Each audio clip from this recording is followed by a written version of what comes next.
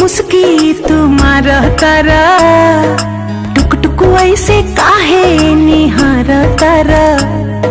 देखतन मीठी मीठी मुस्की तुम्हारा तारा, टुक टुक ऐसे काहे निहार तारा। कथी चले तोरा मन में सांवरिया हो, हटे हटावले ना हटे ना जारिया हो। जनमा रे जान हो मधुन कलर सरिया, मन करे कहसली भरिया खवरिया हो। जनमा रे जान हो मधुन कलर सरिया।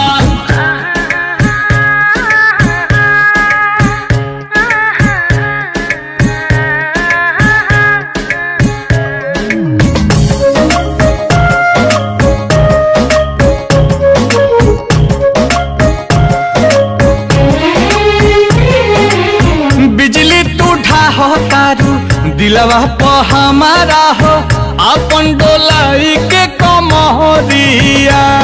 हवने ना तोहर लुटेरा, निरखेला कमर के घेरा।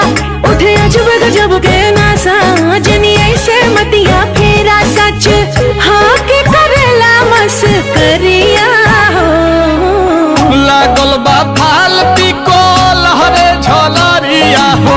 जनमा रे जान हो मधुन कलर सरिया, मन करे कसली भरिया कवरिया हो। जनमा रे जान हो मधुन कलर सरिया।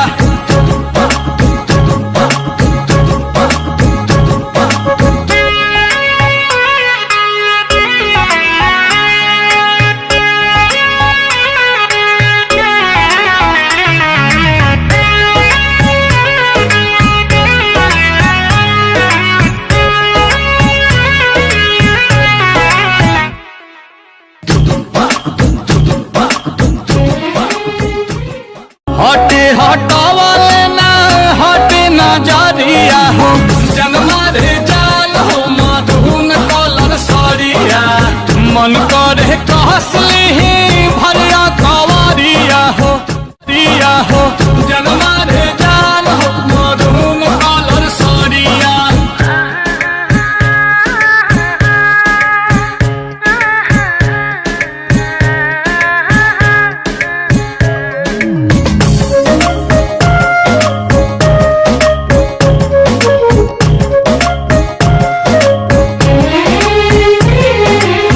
बिजली टूटा हो तारू दिलवा प हमारा हो, अपन डोलाई के कमरिया।